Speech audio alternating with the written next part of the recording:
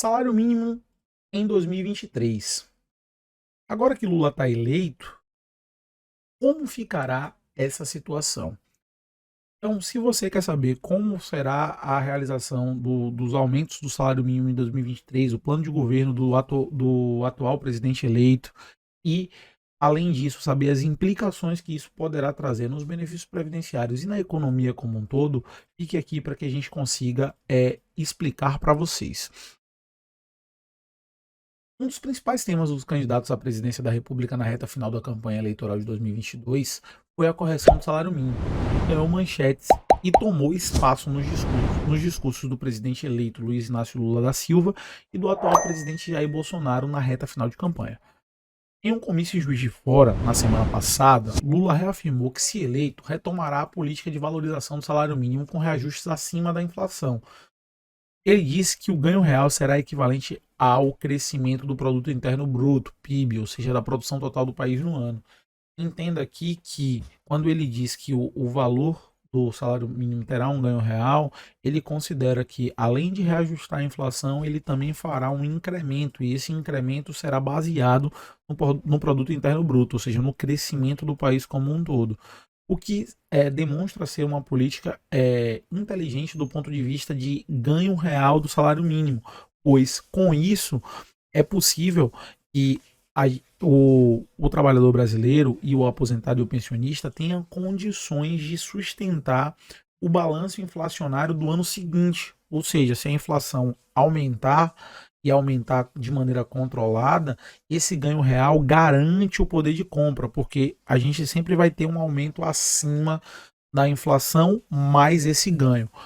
No entanto, isso traz diversas implicações e não é tão simples de ser realizado. O governo federal enviou ao Congresso Nacional em agosto uma proposta de salário mínimo de 1.302 para 2023, com reajuste somente pela estimativa da inflação para este ano, cálculo feito naquele momento. Este será o quarto ano sem aumento real do salário mínimo, ou seja, sem elevação acima da inflação. A política de governo atual estava fazendo as correções e os ajustes do salário mínimo só de acordo com a inflação, sem garantir esse ganho real.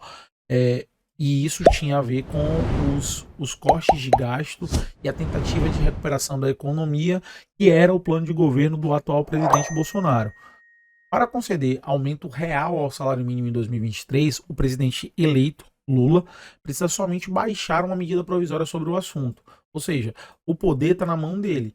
Ele tem condições de fazer, ele por conta própria, uma medida provisória para regulamentar ali o valor do salário mínimo. No entanto, essa medida provisória ela precisa ser ratificada pelos parlamentares. Mas enquanto houver o processo de votação dos parlamentares, que pode durar até 6 meses, o salário mínimo vigente vai ser o da medida provisória. Ao elevar mais o salário mínimo, também sobem os gastos orçamentários, foi o que eu acabei de falar. Então, a conta vem. A gente tem que entender que o dinheiro, principalmente o dinheiro público, ele não surge do nada. Toda a implicação benéfica para o trabalhador e para a sociedade como um todo é custo para o Estado. Então, isso porque os benefícios previdenciários e assistenciais, como as aposentadorias, seguro-desemprego e o BPC, estão todos atrelados ao valor do salário mínimo. Então, o cálculo é que essa proposta de orçamento que o Lula está trazendo, para cada R$ 1 de aumento no salário mínimo, custará 370 milhões aos cofres públicos em 2023. Então, essa é a estimativa que já se tem baseada na proposta do governo atual, e que, se houver uma medida provisória no futuro do presidente eleito, seguirá a mesma tendência. Então, para cada real que ele aumentar o salário mínimo, terá um aumento dos gastos públicos em 370 milhões para o ano de 2023. De acordo com a informação do Departamento Intersindical de Estatística e Estudo Socioeconômico, DIEESE, o salário mínimo serve de referência para 56,7 milhões de pessoas no Brasil, das quais 24,2 milhões de beneficiários do Instituto Nacional do Seguro Social, INSS.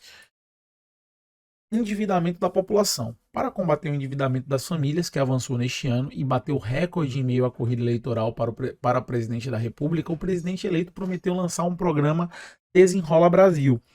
O objetivo é renegociar as dívidas de milhões de famílias que estão inadimplentes, oferecendo grandes descontos e juros baixos, informou seu comitê de campanha na semana passada.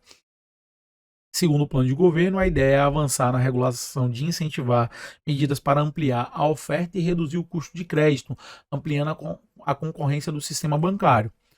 O material de campanha do PT diz que será criado pelo governo um fundo que garantirá créditos para possibilitar a renegociação de dívidas no comércio ou contas da casa que não se enquadrarem em bancárias. Os credores que aceitarem participar do programa deverão oferecer opções de desconto, sendo que os que oferecerem o maior terão prioridade, diz. No caso das dívidas com o banco, as propostas é liberar as instituições financeiras dos depósitos compulsórios, recursos que têm de ser mantidos no Banco Central, pelos bancos, proporcionando condições adequadas de desconto, prazo e custo para que as famílias paguem as suas dívidas acumuladas no cartão de crédito, cheque especial e crédito pessoal. O BC, entretanto, é autônomo com um mandato fixado para a atual diretoria até 2024 e teria que concordar com a proposta. O atual presidente da instituição é Roberto Campos Neto, que foi indicado por Bolsonaro. E aqui vale a pausa. Você percebe que o pacote de melhoria de endividamento do presidente eleito e do seu atual comitê de campanha e das pessoas que juntamente trabalharam com eles requer uma modificação no sistema financeiro brasileiro. E a ideia é que os depósitos compulsórios, que é uma ferramenta do Banco Central que retém parte do caixa que as instituições financeiras têm, no entanto, na tentativa de diminuir a oferta de crédito, eles sejam liberados, ou seja, que os bancos tenham esse recurso disponível para oferecer mais crédito e mais condições para que os brasileiros possam custear suas dívidas com juros menores, porque tendo mais dinheiro, os bancos podem oferecer juros menores para o pagamento das dívidas. No entanto, tem a outra ponta, que é o aumento de crédito pessoal poder gerar novos endividamentos e, querendo ou não, o enfraquecimento da economia por ter mais moeda circulando. Isso diminuir o valor do real, consequentemente aumentando ali a condição de compra e a oferta por produtos. Pode ser que a produção brasileira ou até mesmo a importação não acompanhe, e isso gere certas dificuldades na economia. Então perceba que esse quebra-cabeça não é fácil de montar. Quando você oferece o crescimento do salário mínimo e, consequentemente, o aumento do orçamento do governo baseado com essa política, que é uma política que busca o adimplemento, utilizando para isso a diminuição das reservas do Banco Central em detrimento do crédito oferecido à população. Para que essa equação feche, tudo tem que funcionar muito direito e orquestrado, tá? Então perceba que não é algo simples e é um desafio enorme para a atual conjuntura aí do novo presidente eleito. Os depósitos compulsórios são recursos dos bancos mantidos no Banco Central, ou seja, são dinheiro do banco mantido na Reserva Nacional, como forma de ajudar a regular a quantidade de dinheiro na economia e, com isso, ajudar a controlar a inflação. Perceba que se você despeja dinheiro na população, ou seja, que os bancos têm condições de emprestar isso à população, aumenta-se muito a procura por produtos e, consequentemente, se você aumenta a procura por produto e você não tem a produção acompanhando, esses preços vão disparar, porque a oferta vai estar maior do que... Desculpa, a demanda vai estar maior do que a oferta, então você vai ter mais gente procurando do que o produto propriamente dito. Isso tende a aumentar a inflação.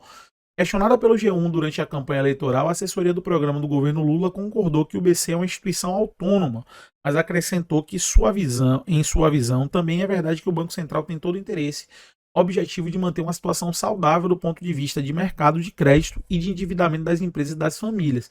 Perceba aí que essa equação ela precisa ser fechada pelo Banco Central antes de a gente tá garantindo isso como uma verdade, porque o Banco Central ele é autônomo nessas decisões de liberar ou não liberar os depósitos compulsórios, porque é ele o responsável por gerir essa equação, que é uma equação difícil, que eu estou tentando explicar aqui de maneira muito superficial para vocês, para que não haja um incremento da inflação.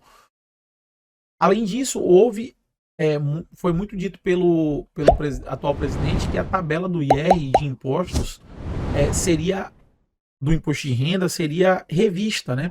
Em carta divulgada na semana passada, o Partido dos Trabalhadores informou que vai ampliar a faixa de isenção do imposto de renda das pessoas físicas, dos atuais 1.900 para 5.000, ou seja, a isenção seria para quem recebe abaixo de 5.000 reais, até 5.000 reais, desculpa, estaria isento do imposto de renda. Dessa forma, quem recebe até esse valor não seria tributado.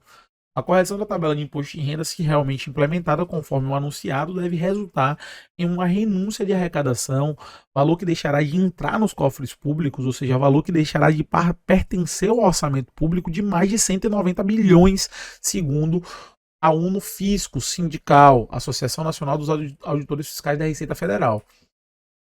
O cálculo considera a correção da faixa de isenção e das demais faixas em 162,7%.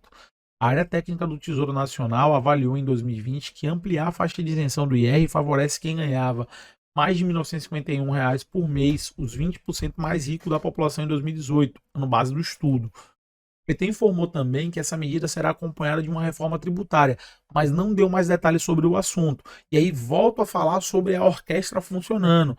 Realmente, para a população de menor poder aquisitivo e que está ali beirando a classe média baixa, é interessante a isenção do imposto de renda, porque isso favorece muito você ter dinheiro na mão de quem precisa e, consequentemente, precisa custear ali uma vida básica com muito pouco dinheiro.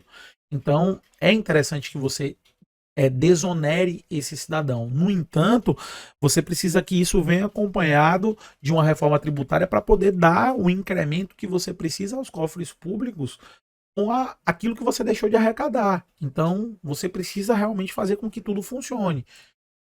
Em setembro, Lula afirmou durante ato de campanha que pretende taxar a distribuição de lucros e dividendos para as pessoas físicas, o que aumentaria a tributação sobre os mais ricos.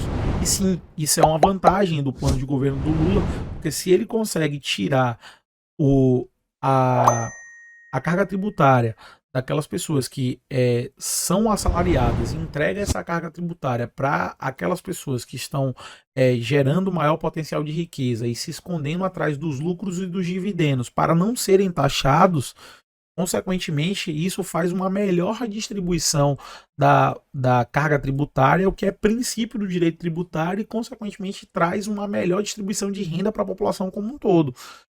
Desde 1996, essa distribuição é livre de tributação, a distribuição de lucros e dividendos, algo que não acontece na maioria dos países, porque a maioria dos países tem uma carga tributária voltada para aquele que tem maior potencial contributivo. E aqui a gente acaba taxando muito no imposto de renda na pessoa física e desonerando as pessoas jurídicas no que tange a lucros e dividendos, que são as pessoas que teoricamente geram maior quantidade de riqueza, que utilizam-se dessa liberação das taxações dos lucros e dividendos para fugir dessa tributação. A gente tem que desonerar o salário para poder onerar as pessoas mais ricas deste país. Lucros e dividendos têm que pagar imposto de renda. Não é possível que a gente não consiga fazer uma política tributária que garanta ao Estado arrecadar o suficiente para cuidar do seu povo, disse Lula durante o ato de campanha. E aí é interessante a gente falar que isso não é fácil, isso depende de uma aprovação do Congresso. A reforma tributária não é algo que outros candidatos não haviam falado. A gente precisa entender que a orquestra precisa funcionar. Você só aumentar o salário mínimo e só desonerar o IR, às vezes pode fazer o efeito reverso na economia a longo prazo.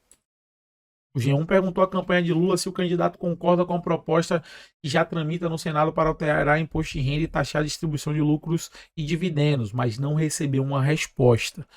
Também não há informação sobre a posição de Lula na reforma tributária sobre o consumo, algo considerado por economistas como essencial para destravar a economia brasileira e impulsionar o crescimento nos próximos anos. O tema é fruto do debate do Congresso Nacional, onde tramitam propostas. Outra reforma de extrema importância.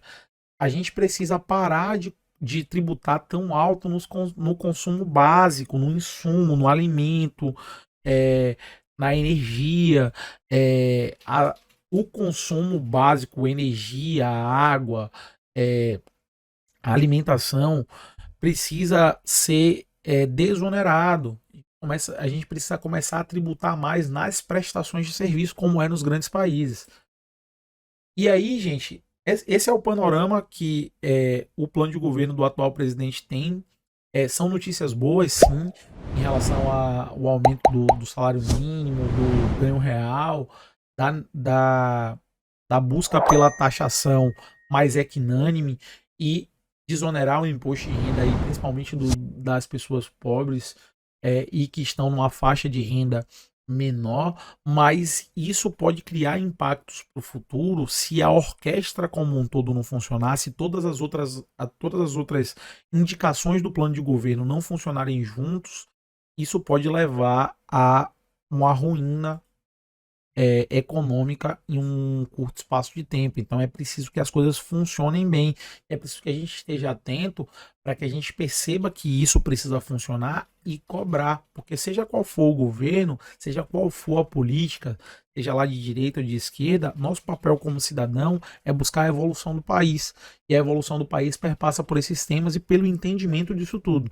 Então, o canal Radar ele é um canal isento de posição política e a gente busca aqui trazer a melhor informação para vocês que vocês se posicionem como cidadão.